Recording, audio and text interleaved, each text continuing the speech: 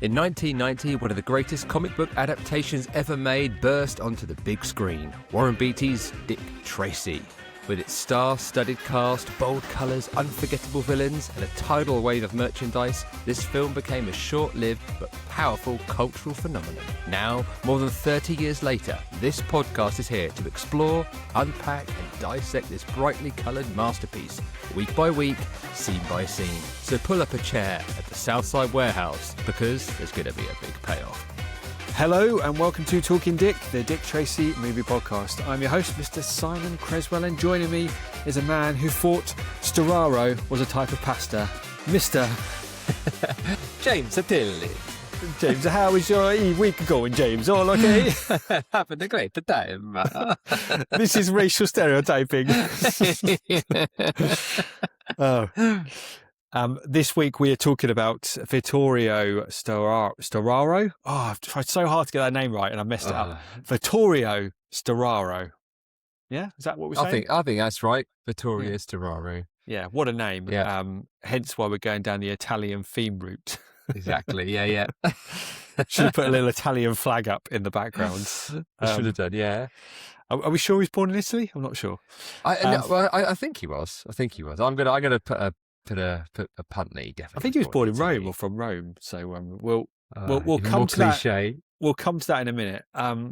Before we get into that, before we started, James, I sent you a video of.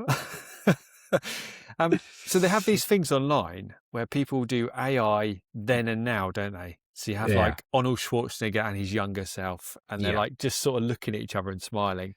And someone had done a Dick Tracy one. And I was all excited, thinking, this is brilliant. Cast and crew, Dick Tracy. Watched it, and it was terrible. It was bad. It was the epitome of what AI slop is. It's like, some of the ones you see look really good, but like the first one is flat top and then William Forsythe. And it starts off like he looks okay as flat top. And then when he turns, his hair just goes into a big bouffant instead. He's not even flat top anymore. You're making it sound better than it is. But I probably am, actually. I mean, watch it and be prepared to be entertained, but not to be impressed. Yeah, and Al Pacino just looks even more like Hitler in it as Big Boy, doesn't he? It's just weird. Yeah. So if you go on YouTube, type in "then and now Dick Tracy," someone has gone to minimal effort to produce a video.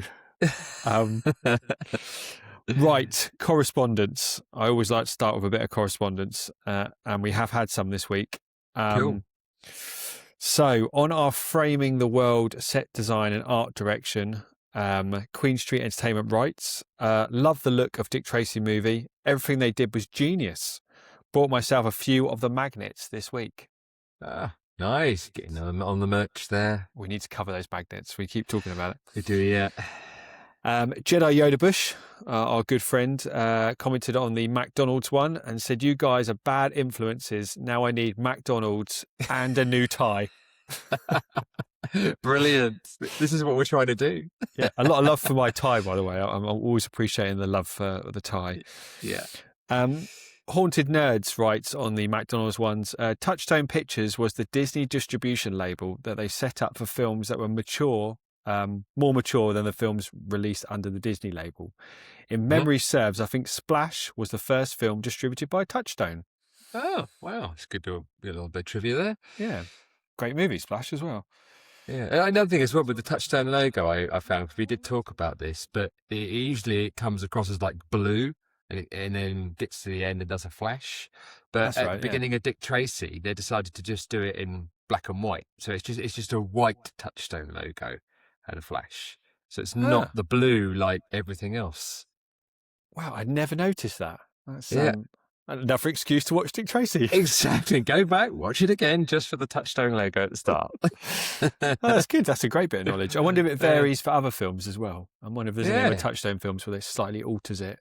Yeah, but altering any logo is quite an odd one, because it's so important to the companies, their logos. So manipulating it in any form is quite a risky move. Yeah, they did for like Warner Brothers with some of the films. They change the colour of it, don't they? I feel like like Harry Potter they have a Yeah. kind of theme around it, don't they, with owls flying I feel and like the stuff like Matrix that. did something with it as well, but maybe I've just imagined that.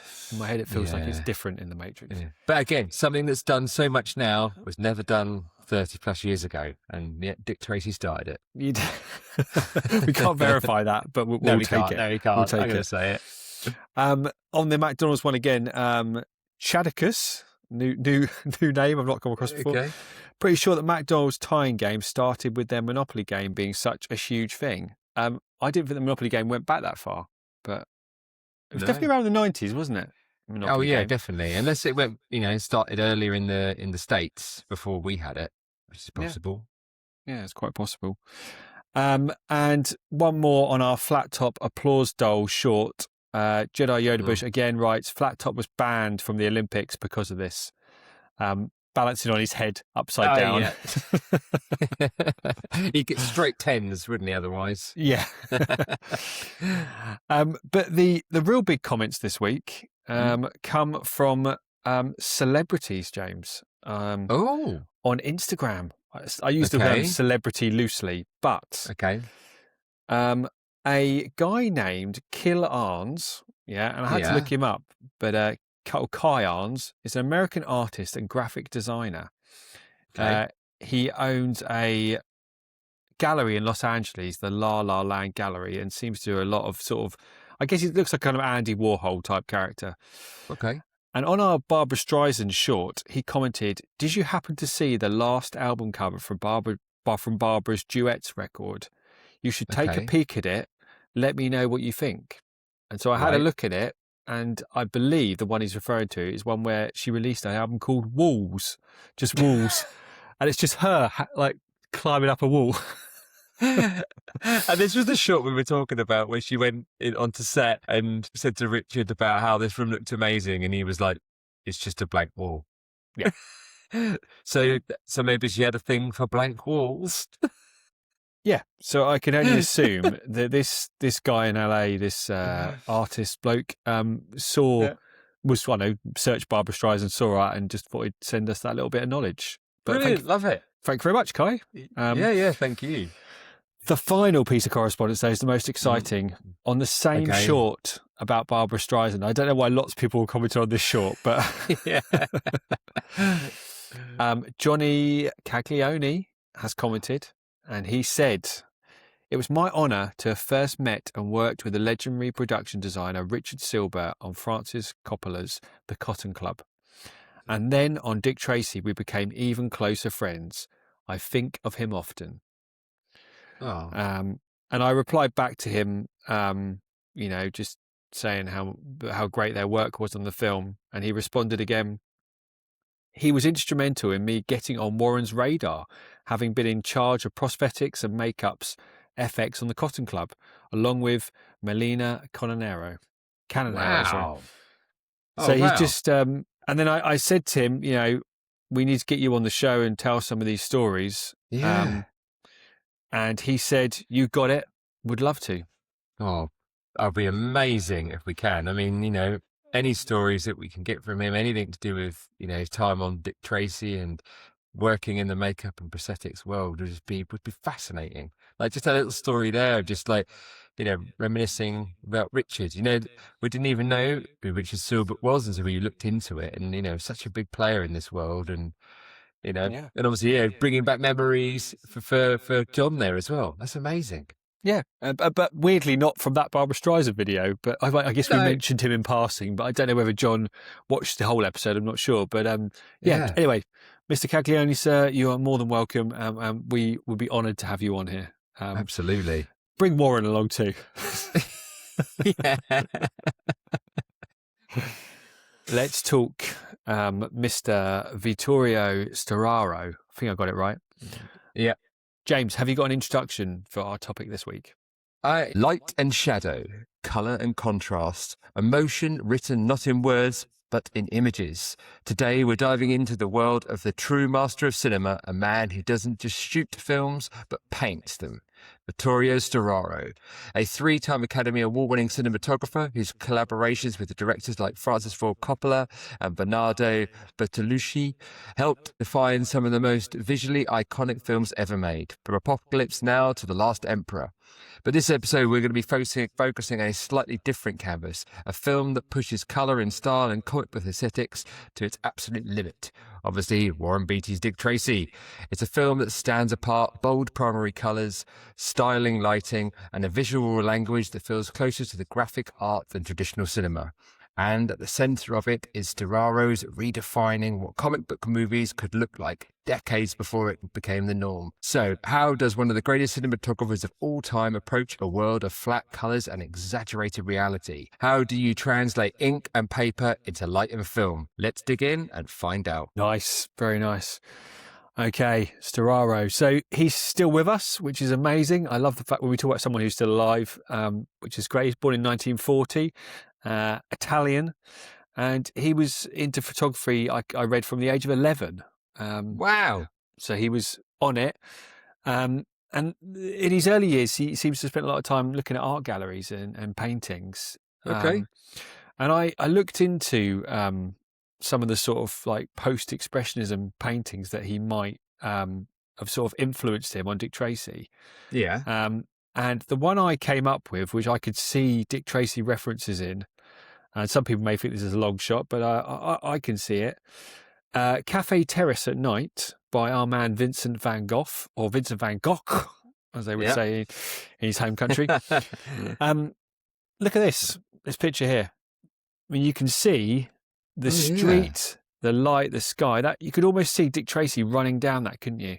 You could. We'll share it on the screen properly, but you can just see the way the yellow, the dark, the orange.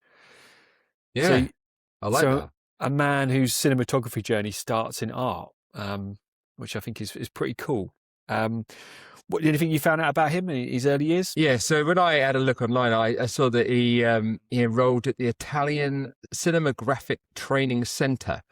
Subsequently, continued his education at the State Cinematography School Centro. So when he enrolled them when he was 18, so he's one of the youngest students that was ever there. And then when he was 20, he got employed as an assistant cameraman. So he got into the film business pretty early, in his career. Yeah. So at 20, he was an assistant cameraman. And was that for, you mentioned in your intro, Bertolucci? Yeah, I probably mispronounced that in that intro. Yes, but it was, Bernardo Bertolucci. And that was his big in to his career. So I think he said it was like in 1964, a film called Before the Revolution. Okay. And I mean, like, obviously, like 60s Italian, you got the spaghetti westerns, haven't you? Sergio Leone kind of directed that time. Yeah, so I didn't. You have the Italian like neo-realism, which I think is slightly earlier, like the Bicycle Thieves and stuff like that. And then I guess Bertolucci comes off the back of that. But he obviously one of Italy's most famous directors. I don't think I've seen a Bertolucci film actually. I'm sat here like thinking, probably should have watched one. Well, the one that came up on there, I haven't seen it, but I heard of it, was Last Tango in Paris. Oh, was that Bertolucci? Yeah, I have seen a Bertolucci film then, There you go, then you have. I was like, well, I recognised it, and I thought, you've probably seen that one. So I wouldn't recommend Last Tango in Paris. I mean, looks nice and it's got a great score, but, just not the best performance from Brando. Well, apparently, I don't know if the dates kind of line up. Oh, yeah, it probably does. Yeah, because when I was reading, he went then on to do Apocalypse Now with Francis Ford Coppola. Yeah, which obviously is amazing. Yeah, but apparently when he got the offer to do that, he was really, really surprised because I think it's Gordon Willis, I think I read, who was Coppola's main cinematographer. He's a bit like, kind of, why am I getting picked and not him? And apparently it was largely because he worked with Brando on Last Tango in Paris, and Brando ad-libbed a lot of his lines and his own movements and everything. And Coppola just thought that Storaro would be a better fit of a cinematographer to work with Brando for Apocalypse Now. Yeah. And that was it. Even though, from memory, Brando's not in an enormous amount of the film. It's only like the back end of it, from my memory. Yeah, I just think, is he seen throughout, or maybe he's not seen throughout? The trouble is, there's so many cuts of Apocalypse Now. I can never remember which is in which cut. But then who knows? There may have been way more intended footage of Brando, and it all got cut down. But it's pretty crazy that's apparently that's how he got it. Was because of his photography that he did of Brando for Lost Tango in Paris. So, I mean, let's just get this for a second. The cinematographer of Dick Tracy is known for making classic Italian films with Bertolucci, and then Apocalypse Now, Last Tango in Paris, and some other ones here, The Last Emperor, Ladyhawke, Ishtar, Bulworth, Reds, and, most importantly, Captain EO, the Michael Jackson ride. My God. Yeah. From Disney? Yeah. That thing? No He way. shot it, yeah. Oh my God. Well, according to IMDb, I assume they're not making it up. But surely that was just for a payday. Well, no, maybe. But I read up on that ride. I just went down a bit of a rabbit hole. It was there for like, I don't know, 15, 20 years. And then it went in like the early 2000s. And then when Jackson died, they brought it back for 5 years.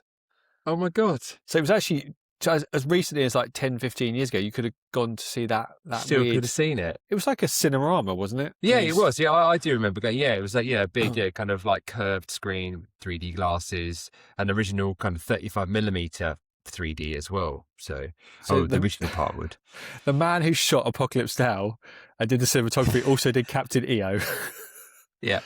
That's the power of Michael Jackson at the time. Oh, that is very true. So moving swiftly on, I have a quote here. He said, "All great films are a resolution of a conflict between darkness and light," which I thought was quite nice. Okay, I like that. And I don't know about you, James, but I consulted our book, The Classic. Oh, yes. Yeah, the Dick Tracy Bible. There it is. Hallelujah. And there's lots in there, lots of information. Is there anything you want to share from the book about our man, Storaro?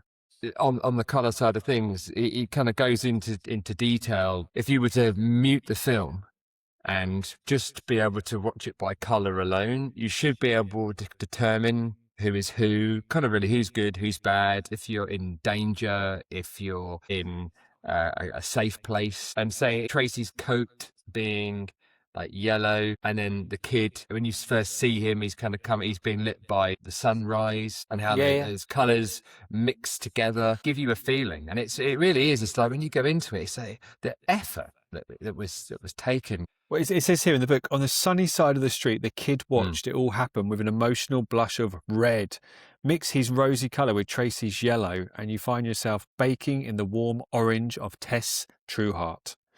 Flat top, prune praise and mumbles are indigo keyed grotesques who only come out at night. And a creature lightened by the colour of blood and the light of the moon is breathless. So, I mean, it's just so deep, isn't it? Yeah. But he puts a shot in here of just Tracy just walking down the street, and it's beautiful. It's just the yellow on the street. And I think what he's trying to say is every time Tracy comes into a scene, the yellow kind of floods it. And when Big Boy comes in a scene, it's blues. I can picture Big Boy in the club, and it's very blue, isn't it, on New Year's Eve? When you say that picture as well, it was like how obviously they must have like damped the road down, and then shone yellow light onto it, so the whole road reflects that light. Yeah, they do it again. There was another good picture in there of when Breathless is like turning up at the Ritz Club, and they've done the same thing where they've then shone a pink light until a pink light is reflecting off the ground. As she's arriving, but it's like so subtle, because I was like, it doesn't necessarily feel like that when you're watching it, but these very stark colours. So there's like every part of the image is taken up, with either darks or shadows or those vibrant colours, and like leading you in a direction of like where to focus your attention towards. Yeah. He says a lot about the black as well. He says black to me, especially in this movie, is like a major character, because when Dick Tracy's fighting against the black of night, it represents a very dramatic element. So the colours in the foreground and the black is creeping in always from the sides. A bit like a Vincent van Gogh painting. Yes, I mean, yes, and they've got one to hand. Yeah. There was another picture with the shadows when Tracy is, when he's lying down in the jail cell, and there's and you've got like the silhouette of the bars going through, but there's also like a diagonal line. Is it like saying how Tracy divides a composition of light and shadow? I guess maybe trying to say that he's still in the light, but the shadow is so close, and he could be enveloped by it, implying that he could be in prison for a long time. Is not going to get out. It's like like a horror movie of like, and these creatures coming out of the shadows. Yeah. We're starting to sound like lecturers in fine art. I know, yeah. I've got a clue what we're talking about. We haven't. But again, I mean, this book is full of great quotes. I shall give you another one. Please. Storaro's cinematography is a symphony of contrasting hues, a counterpoint of light and darkness, and a rhythmic variation of silhouettes and polished portraits. I mean, this is just poetry, isn't it? It's just poetry. Yeah. I read that he invented a camera for this. Did you read that in your notes? You know what? I read there was a couple of things that he invented. There was two things. One was there was Univision. Is that what you? I think I kind of know what it is. So it says here it's a 35mm format based on film stock with free perforation that provides an aspect ratio of 2:1. Which Storaro feels is a good compromise between the 2:3:5:1 and the 1:8:5:1. Have we lost anyone there? Yeah. So I do. Yeah. Because explain, James. So in the days of 35mm, which still does exist. So you have, for every frame of image, there is 4 perforations. So if you had a 1:8:5 image, it's inside 4 perforations. So he's only using 3. So he's made it narrower. So he's using less stock. So you would actually save a quarter on stock because you're only using your 1 perf less. And then for you're using a smaller frame size, and the ratio is then different. And I think he said the reason he wanted to do that was to have a good middle ground between TV and film. Obviously, TV back then was all 4:3 square, CRT TVs. Well, how we would have seen this, isn't it? Most of us would have seen it. But this is what's crazy is that 2:1 is now what everyone nicknames the Netflix ratio. So many films you watch on Netflix, when you put them on your TV, there'll be a little bit of a black bar at the top and the bottom. So it doesn't fill the full screen. It's 2:1 because they've decided we don't want it. If it feels full screen, everyone thinks, oh, that's TV. If you letterbox it, that feels very, very filmic, where you've got big black bars at the top and the bottom. So let's find this little kind of middle ground, which is TV, but also feeling filmic. And it's like, that's exactly what Storaro was doing all that time ago. He was looking for that middle ground, but way ahead of his time, really. And just doing that on the side while he's sort of making Dick Tracy. I mean, is there anyone on this film that wasn't a genius in their field? Oh, yeah. Absolutely incredible. I mean, there's nothing, I had to kind of do a little bit of looking up, is what does a director of photography actually do? Like, what is their job in the filmmaking process? The DOP. That's it, the DOP. And so I kind of tried to put some little kind of bullet points together. So much of their actual work is largely done before filming. So they'd meet up with the director and eventually with set designers, costume designers like Milena and Richard, and to come up with how the film will be actually presented. I think it says it in the book as well that Warren and Vittorio didn't actually speak that much during filming because they'd already worked out exactly what it is they wanted to do and how they were going to present it, and so they were able to just kind of get on and do it. So obviously I would have met up with Warren to get an idea of how the actual film was going to be represented on screen. So then his responsibilities would have been picking what cameras they were going to use, what the lenses that they were going to use in the cameras, what the type of film stock that was going to be used. Massive one is obviously lights and all the lighting. And then obviously for this film, lots and lots of colour lighting, which was don't quite as widely used back then. Doing all like your focus, so when you're building a shot, deciding what is in focus, what's out of focus, to divert the audience's attention onto things. So much that he is having to do, as well as when actually filming, he might be advising the cameraman how to film. But a lot of the time, apparently, it's quite common for DOPs just to get on the camera and actually shoot it themselves. Yeah, because they know their vision and how it should look. Yeah. And one of the things for Dick Tracy, there was there's not a lot of panning shots. There's not, if any. It's all static, I think I read. Yeah, exactly. Yeah. Now you really, I'm like, of course it was. The camera never moves. I was thinking the only time I could think of it moving, and I'm sure I'm wrong, is in the boiler room when it's about to blow up. When Tracy's tied to the chair. I thought the camera was sort of zooming into the furnace or boiler, wherever it is. Yeah. I think that could be the way it was edited. I think the way it's edited makes it feel like you're going in and out. You look at the gas valve, it's going up. You go back to Tracy, he's trying to undo the rope, and then you cut back to the kid, and he's breaking the window. Yeah, because you go mid-shot close up, whatever extreme close up, you're getting that flow, but by keeping it static. I mean, again, another reason to watch the film. Yep. But no, I think that was really interesting as well. He's trying to keep it like the comic strip as well. He's trying to keep the look, static shots in colour, using the same colour palettes as this comic strip would have used. In a particular frame. I mean, the detail.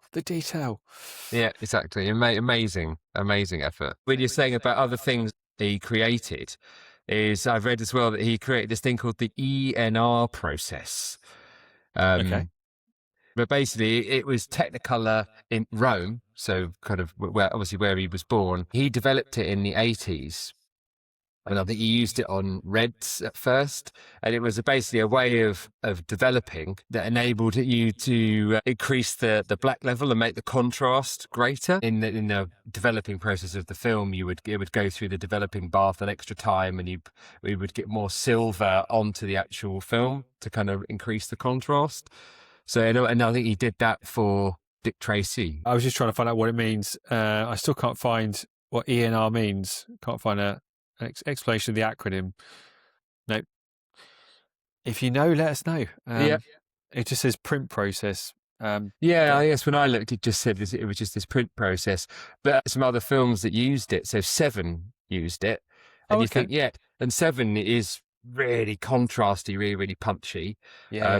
Saving Private Ryan, so Spielberg did it as well for that, and also Spielberg did it for War of the Worlds in 2005. Oh wow. Okay. Yeah, so again, it's these are all, I mean, I don't think that many movies now, only the big directors get to shoot on 35 now. Most films are all shot digitally. So all these tactics, it was a totally organic process and a chemical process. Before you had ones and zeros and digits, you were like a scientist, like Heisenberg of 35mm. Yeah. That's why in 100 years from now, Dick Tracy's still going to look so good. Yeah. So just moving slightly on, our man John Caglione gets mentioned as well in the book. Oh yeah. So it said, for prosthetics designer John Caglione, Storaro built a special mirror with different coloured lighting, white, orange, blue, very warm light, very cold light. This enabled Caglione to test his prosthetics under a kaleidoscope of effects and plan the necessary adjustments before actually filming. Close collaboration and a meticulous eye for detail resulted in a spectacular rogue gallery in Dick Tracy. The bad guys really look horrific. So he's matching the makeup of their faces to the lighting. Wow. So, I mean, he designed a mirror, a special mirror. God.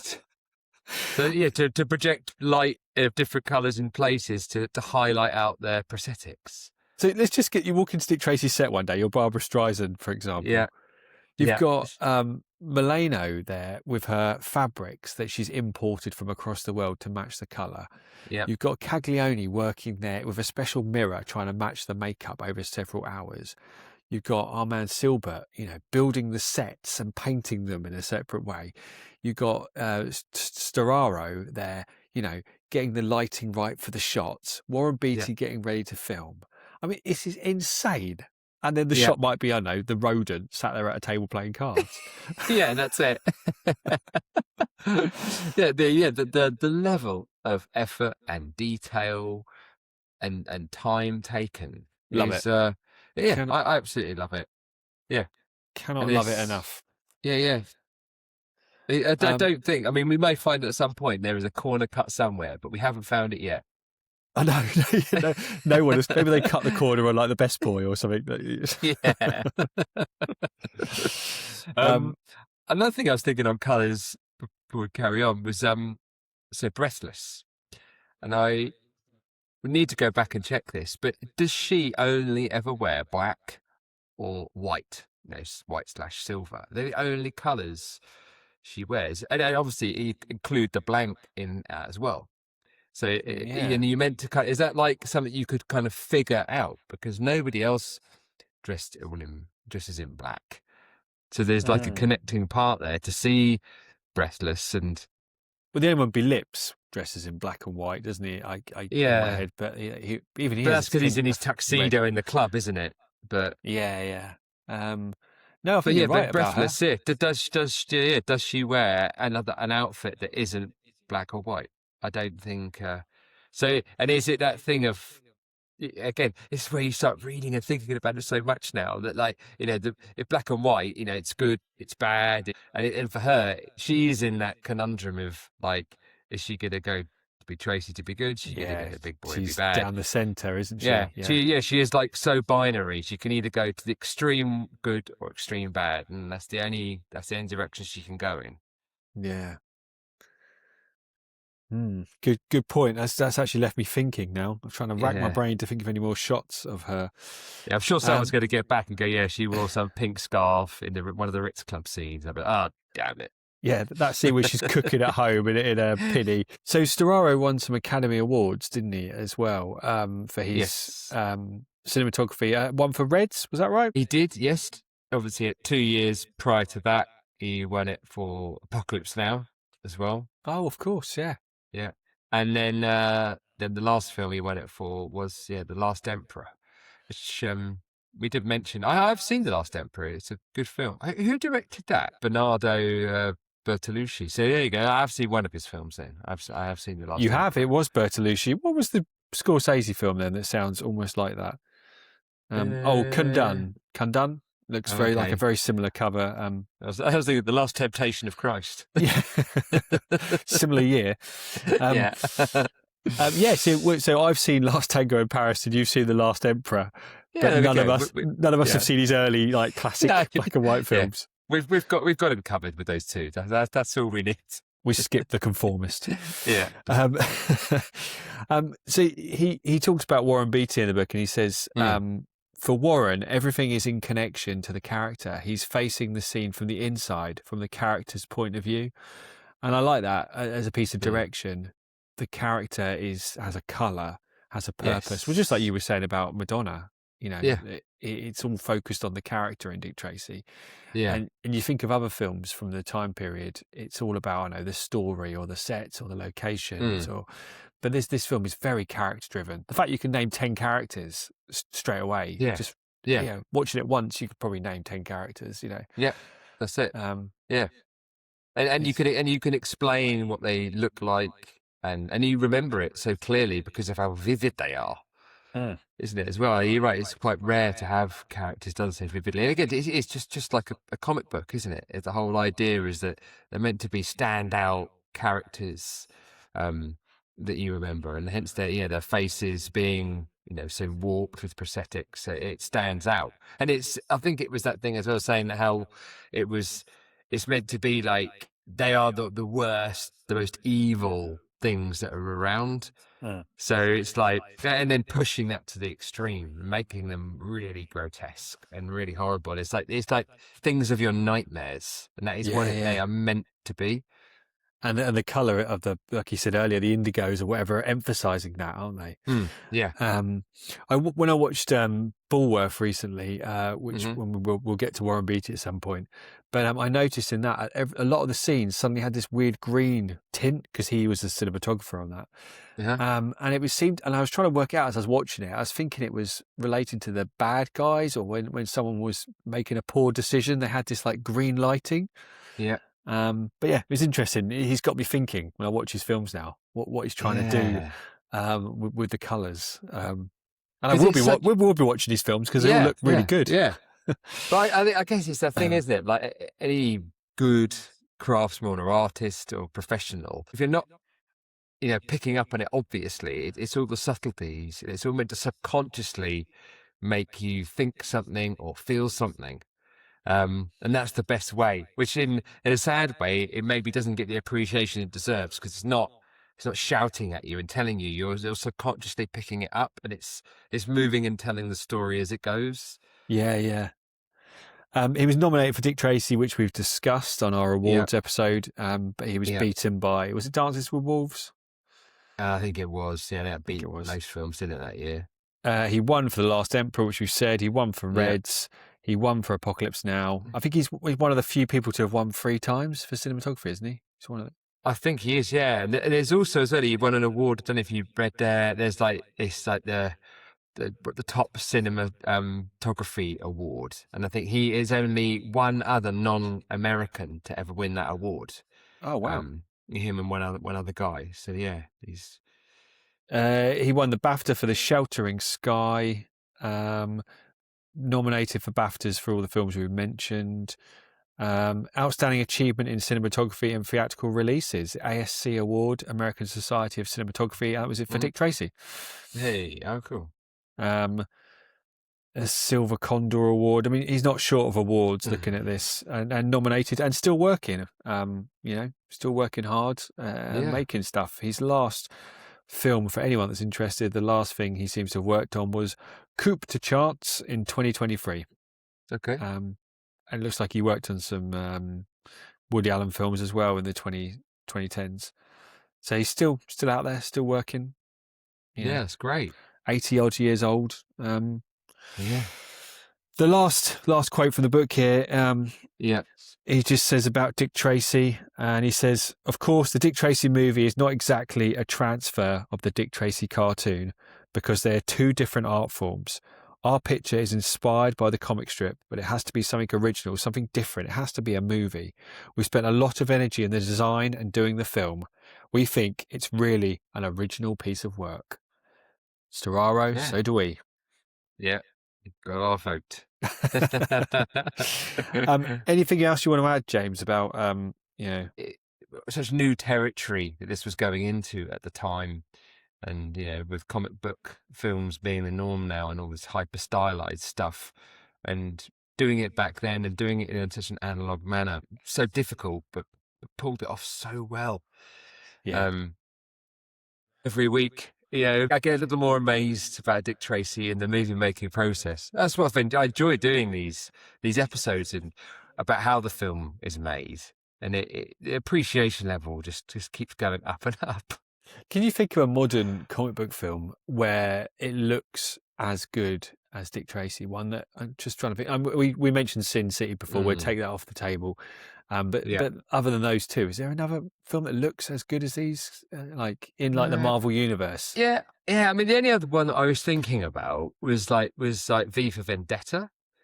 But I think that leans a little bit more to realism than comic, and the comic is quite real anyway. But that's quite dark. I haven't seen it in quite a few years. It feels a little stylistically not too dissimilar to Dick Tracy, more just a lot feels at night time.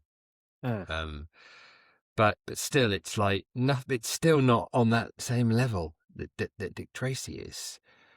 I mean, Batman Returns is a good looking film as well, but that's down to sets, a lot of that. I'm not sure that's necessarily about lighting, but it probably is. But I don't remember the Penguin always being shone with blue lights, Yeah. It's in a crazy way. I feel like Kubrick could have been a kind of person to have done something like this. And because all of his films are stylistically so different from one another. And I feel that he could have done Dick Tracy, and I think he would have done it a bit like this. He would have pushed the boat out really, really far. I don't think it would be, as kid friendly. He just would have slotted in a Singing in the Rain, a beat down in the middle of it. Yeah, exactly. But again, he didn't do it, did he? But it's this crazy thing. I can only think of people who might have done something like him, like this, like Warren, but no one I can think is done anything close. Well, there's an episode of What If Kubrick had made Dick Tracy. There's a deep dive episode for the future. Definitely. When we start doing what ifs. Okay. Well, I think we've covered him, and I hope he keeps making films and keeps working. And if he's out there and he's listening to this and he speaks English, he's welcome on the show. In fact, he's welcome. If he speaks Italian, we'll learn it just to get him on it. Yeah. Yeah, exactly. We'll pretend we understand and just nod our way through. Okay. So that brings us, James, to, as we get to the end of the episode, purchase of the week. Have we made any Dick Tracy purchases? I haven't. Oh, wow. This week, which is a shock. Okay. I know, because every week I tend to be buying something. Have you? I have made a purchase this week. It's an upgrade purchase, this one. So my only copy, I have 2 copies of Dick Tracy. I have a VHS that I got in 91 or whatever it came out. I've got a DVD, which I believe you got me probably the early 2000s. But I was like, so I need to go up from VHS to DVD. So I've moved up in the world and gone for my Blu-ray. So I've got a proper 1080p Blu-ray of Dick Tracy. Packed with features. Yep, there's nothing. There isn't anything. No, nothing on there. And we can just keep our fingers crossed for when the UHD version comes out, when we get a 4K version. And then it'll probably might get some features then. You never know. Well, your Blu-ray, mine's a Steelbook box, obviously, but yours will be the same. You've got the same disc, surely. Yes. I'm sure it'll be the same version. Yeah, I think so. You just got a much fancier box. Yeah, that's right. Good. I'm glad you finally got a copy of that. That's good. It was killing me that you're watching it on DVD. I was like, no, we got to sort this out. I know. So actually, I've got to watch it. So I have never watched an HD version of Dick Tracy. So I think I might watch mine this week as well, just to appreciate all that cinematography. I think, well, there we go. What better excuse do you need? Any more purchases, or was it just that? That is it for this week. So I've got my eye on something else, and I think I will be getting. So next week, I almost certainly will have another purchase. Interesting. And I'll let you on a secret. There's something coming from America that's coming our way. So we shall reveal on a future episode. Okay, lovely. Like it. It's Warren Beatty in a suitcase. He's here. Got someone to kidnap him. Okay. That has been it for Talking Dick, the Dick Tracy movie podcast. We'll be back next week. Until then. Yep. Keep talking Dick. Yeah. Keep talking Dick. Cheers. Thanks for listening. If you'd like to get in touch, you can email us at dtmoviepodcast@gmail.com. You'll also find us on X and Instagram at DT Movie Podcast. Or come and join our Facebook group, the Dick Tracy Movie Podcast. We'd love to hear from you. And don't forget to check out our YouTube channel for bonus videos and extra content.